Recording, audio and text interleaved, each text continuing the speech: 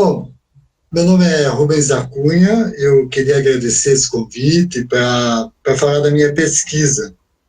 Eu sou docente da UFRB desde dezembro de 2015, e quando eu entrei na universidade, no Secult, que é o Centro de Cultura, Linguagem e Tecnologias de Santo Amaro, enfim, entra-se na universidade e aí você tem que apresentar um projeto de extensão, um projeto de pesquisa e manter atividades de ensino. E eu fui pensar um projeto de pesquisa que fosse ligado à minha formação em literatura, né? Eu sou formado em letras, tenho um doutorado e um mestrado em literatura pela Universidade Federal de Santa Catarina. E aí eu pensei em criar um projeto que fosse mapear e estudar as literaturas contemporâneas do Recôncavo da Bahia. E aí eu, então, apresentei na universidade um projeto chamado Mapeamentos e Estudos Críticos das Literaturas do Recôncavo Sul. Ele começou em meados de 2016 e essa primeira parte do projeto encerrou agora em dezembro de 2020. Eu vou dar continuidade ao projeto, mas depois eu falo dessa continuidade. A princípio, então, a gente tem aí 4 anos fazendo esse mapeamento e esse estudo crítico das literaturas do Recôncavo Sul, né? Então eu vou apresentar hoje aqui, rapidamente, alguns autores que a gente mapeou e alguns autores menos que a gente estudou e apresentou trabalho e fez algumas atividades com eles. O projeto é um projeto contínuo de mapeamento e leitura e estudo das obras e que abrange também as outras áreas. Então, eu tenho um projeto de extensão que chama-se Formação Continuada em Literatura, em que eu faço oficinas de escrita criativa e uso nos textos, para essas oficinas, uso os textos dos autores que eu pesquiso no projeto. Algumas disciplinas, algumas matérias que eu ministro, eu uso autores do Recôncavo. Então, uso optativas, ou quando eu vou estudar questões culturais, eu estou sempre inserindo esses autores do Recôncavo, para pensar o Recôncavo, para pensar esse regional e esse universal, e essa contemporaneidade que existe na literatura do Recôncavo. E também faço algumas atividades, apresento os trabalhos, a gente conseguiu trazer 3 autoras para falar com os alunos, então essas são as atividades que a gente fez durante esse período e vai continuar fazendo na nova fase do projeto. Bom, o que me motivou, basicamente, além de todas as questões teóricas e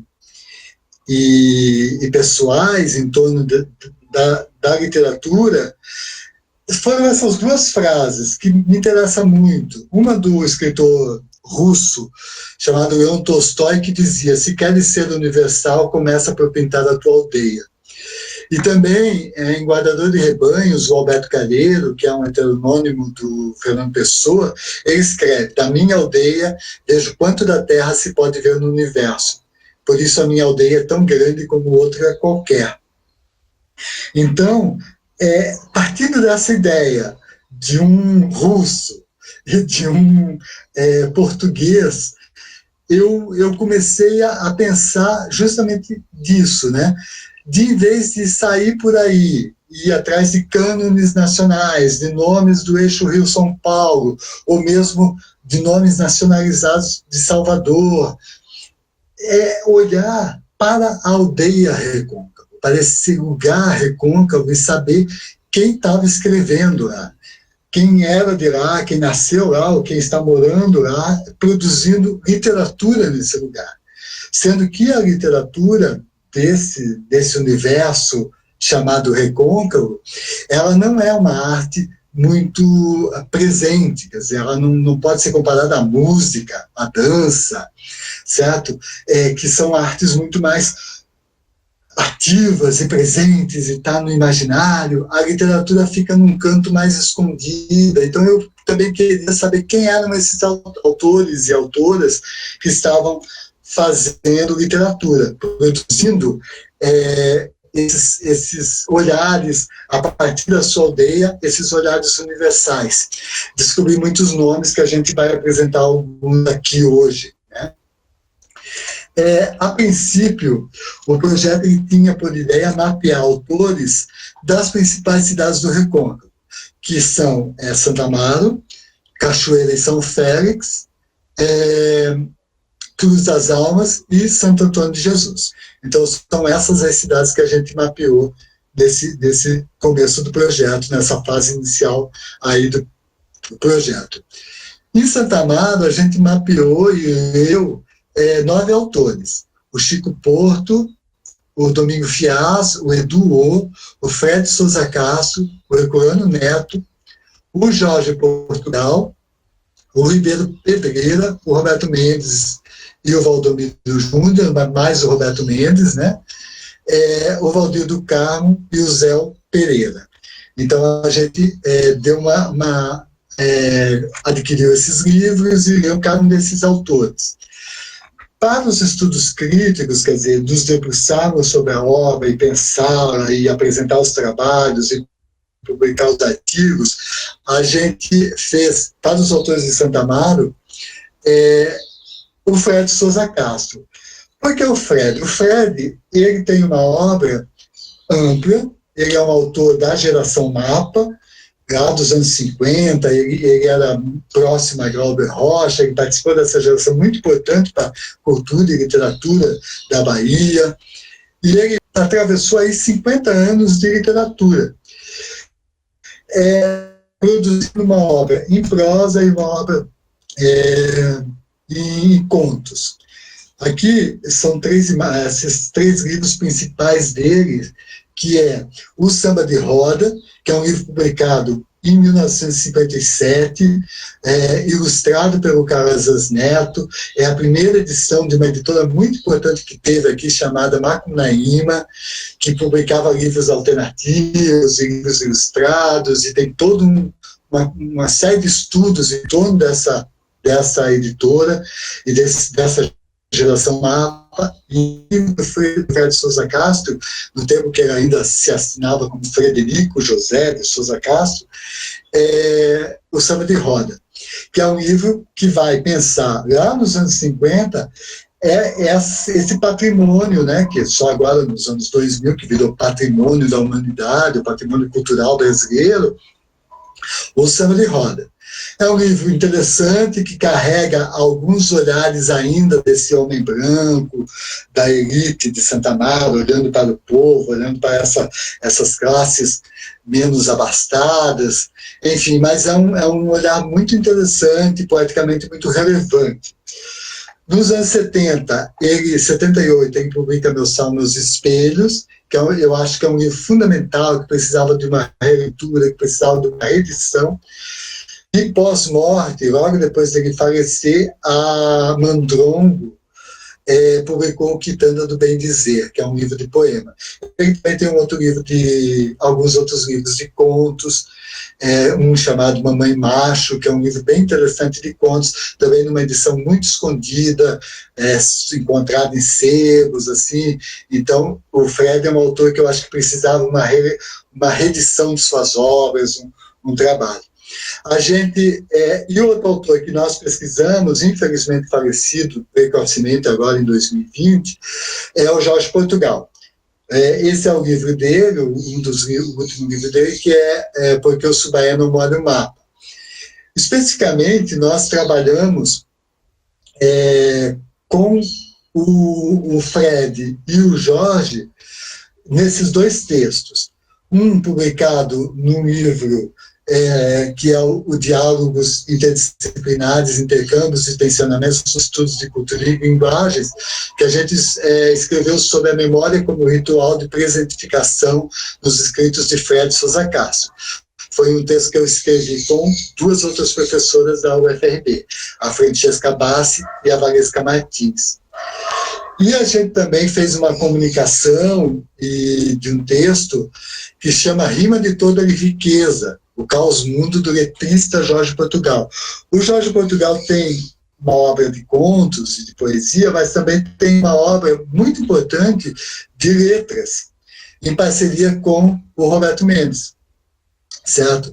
E eu estudei, então, essa parte da obra do Jorge Portugal, a das letras. Esse é um texto que a gente fez a comunicação e é um texto que eu ainda estou construindo. Eu quero alargar ele mais. A gente pegou apenas algumas letras, mas são 30 anos em que eles, de uma parceria, em que eles produziram muitas obras. E a ideia é um texto que eu estou trabalhando em cima dele ainda, de pegar essa obra e analisar junto com a música do Roberto Mendes. Então, não apenas a parte textual do letrista, mas também essa associação com o musicista Roberto Mendes. E aí eu estou pensando em convidar um professor de música da UFRB para a gente trabalhar esse texto. De Cachoeira e São Félix, então, a gente mapeou também 9 autoras. Aidil Araújo Lima, Bárbara Uira, Camilo César Alvarenga, Damário da Cruz, Deisiane Barbosa, João Moraes Filho, Rony Bon, Rosane Viana Jovelino, que tem um livro interessantíssimo chamado Patuá, e a Tiana Alva Silva, que também é uma autora mais senhora, assim, que passou a escrever depois de viver a vida toda, enfim. Então é uma escritora muito interessante sobre esse aspecto de viver e depois escrever, né? O que viveu, assim. Então é uma experiência interessante estudar aqui a Nalva. Aqui as autoras que a gente se debruçou sobre. A Deisiane Barbosa, que é uma jovem autora, escritora lá de Cachoeira, que é editora, que produz seus livros, que abriu agora uma editora importante, muito interessante, de fazer os livros à mão.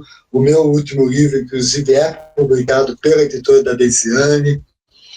E ela tem O Desavesso, o Refugos, que foi publicado aqui pela Segundo Selo de Salvador, que tem essa série, que também publicou a Aidil e mais uma série de outras autoras negras. É uma série muito importante dessa editora, a Segundo Selo aqui de Salvador, e Cartas a Teresa, que eu nem devia estar mostrando, mas é um inédito da Deisiane, que ela vai produzir e está fazendo, e deve sair em breve.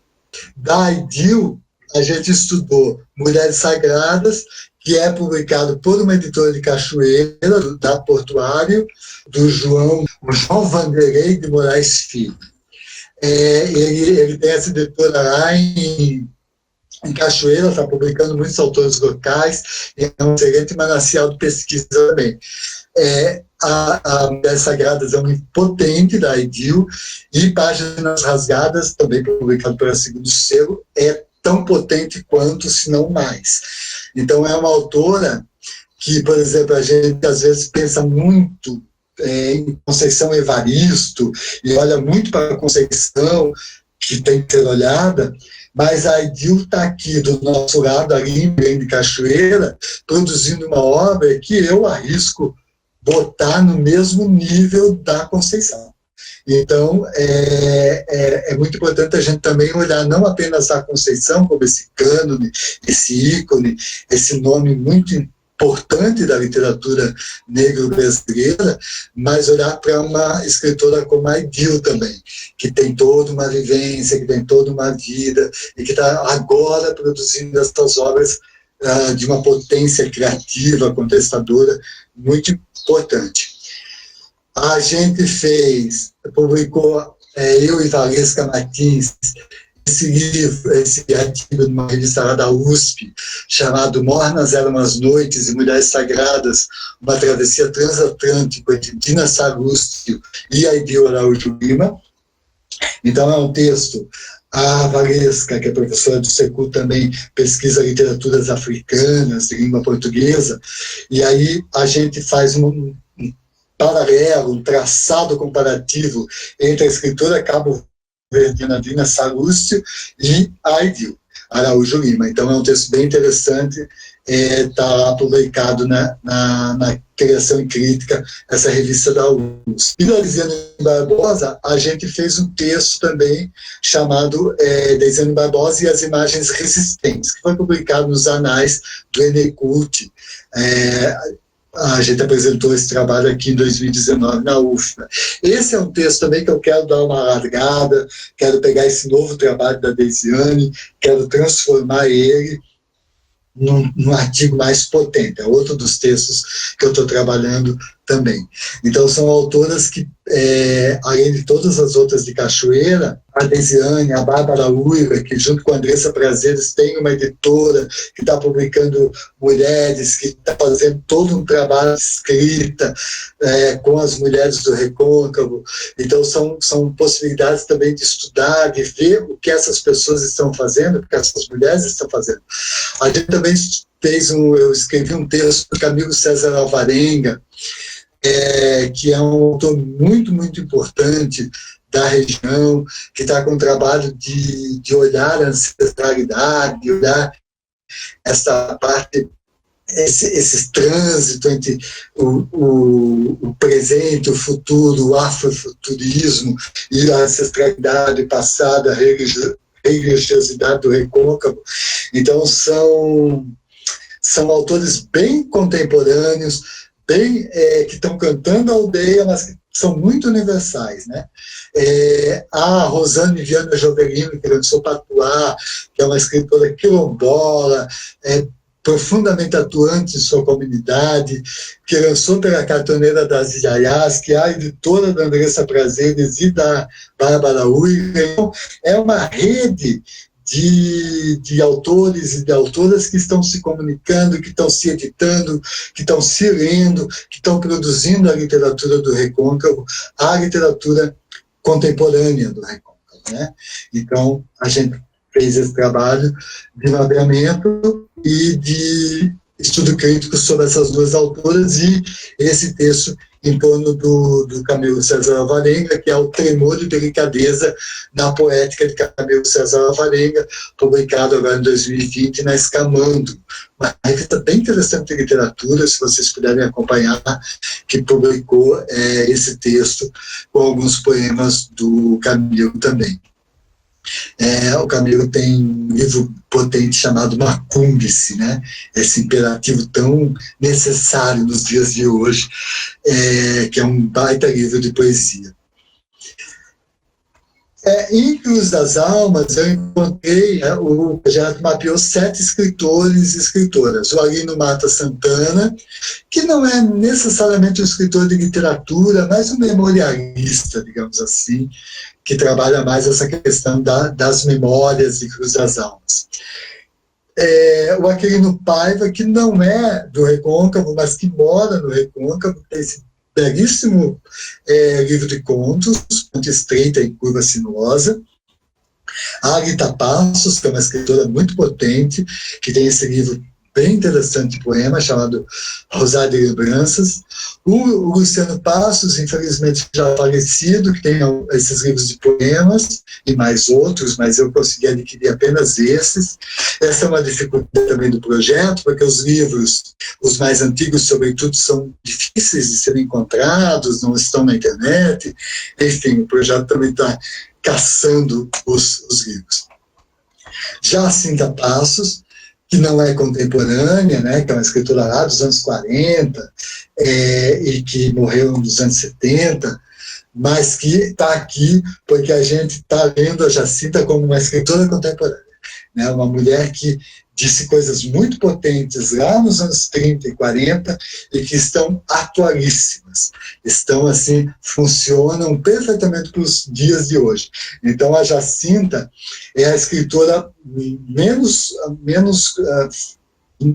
do nosso tempo, né? Ela é a mais antiga, digamos, do projeto, mas eu boto ela no projeto porque eu acho ela tão atual e tão presente quanto é a Idil, Deisiane, Bárbara, sabe? Então a Jacinta precisa estar aí nesse mundo, no nosso mundo de hoje, porque o que ela disse há 60 anos ainda parece ser escrito ontem. Então, é uma escritora que precisa ser lida sempre.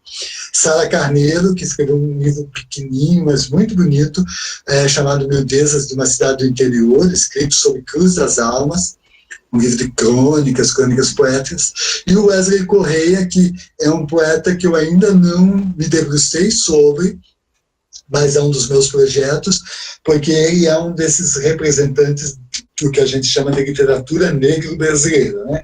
Ele a temática dele gira em torno das questões do ser negro, do ser homem negro, da negritude. Então é um autor que o projeto vai se focar nele. Desse trabalho, a gente fez um trabalho sobre o Rosário de Lembranças, da Rita, sobre esse livro que reúne a obra toda da Jacinta e mais textos que ela escreveu para jornal, e mais uma fortuna crítica, e mais uma biografia feita pela filha dela, Janaína Amado. Esse Amado é porque a Jacinta foi casada com James Amado, irmão do Jorge Amado. Então, a Janaína Amado tem o nome do pai, o sobrenome do pai. A vida da Jacinta é uma vida intensa, assim, uma mulher marcada por problemas de saúde mental, mas muito contundente. Então é uma vida que merece ser lida e entendida em profundidade. A gente fez um trabalho de apresentar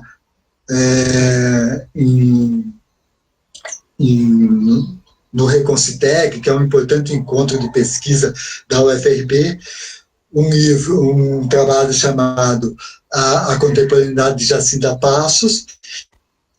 A Jacinta, eu e Viviane de Freitas, estamos agora escrevendo um texto sobre justamente isso, a contemporaneidade de Jacinta Passos. Então, logo, se tudo der certo, a gente publica esse ano ainda, sobre Jacinta. E a gente fez uma outra apresentação também, que é Memória e Rememorações nas obras de Rita Passos e Ardil Araújo Limas. Então, a gente trabalha muito essa questão da memória nessas autoras, né? Memória e pertencimento é um dos temas de estudo mais recorrente do projeto. Aí a gente mapeou também escritores de Maragogipe e Santo Antônio de Jesus. O Maragogipe não estava inicialmente no projeto, mas apareceram os autores, então entraram. O Jefferson Santana, que tem esse romance chamado Mar Grande, As Águas que Correm para a Baía de Todos os Santos, e a Isaura Vieira e Odete Amanda, elas são organizadoras de um livro de um importante intelectual e homem público lá de Maragogipe, que é o Odirardo Zeda Rodrigues.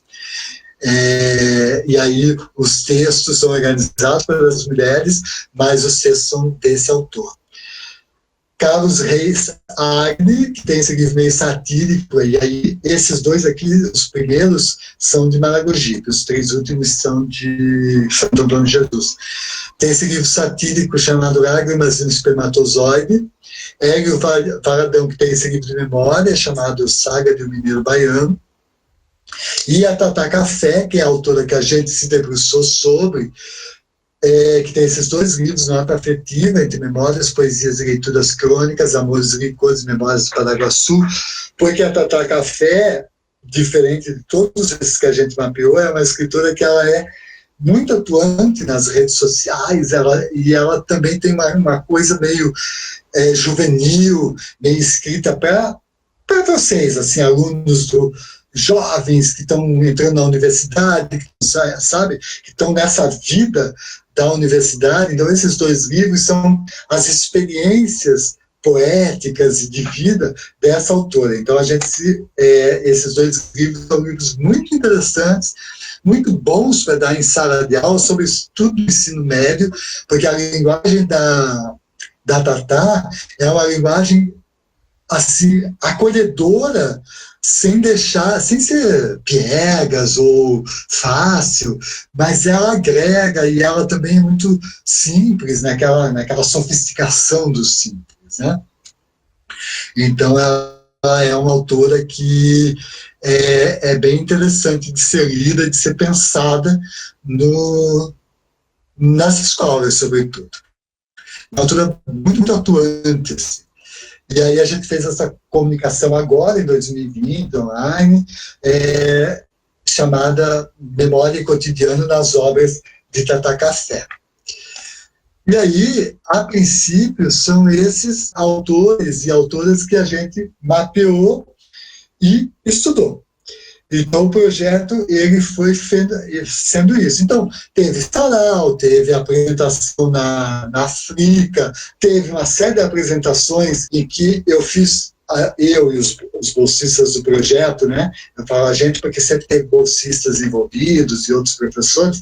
Então, a gente fez uns apanhados gerais dos autores, das leituras, e alguns autores e autoras a gente se debruça sobre as obras. A ideia é, enfim, fazer esse trabalho e publicar na internet, na revista do Secult, que é a revista Trilhos, e em outros lugares, talvez no portal Hoje, talvez, enfim, aí a gente organizar esse material semestralmente e ir distribuindo esses autores, fazer realmente um trabalho mais de divulgação dessas obras, desses nomes, enfim, botar a máquina da universidade e da pesquisa da universidade para funcionar em prol desses artistas que são muito importantes, a meu ver, que estão fazendo uma literatura muito contemporânea, muito potente, muito decolonial, muito subversiva em alguns aspectos e que precisa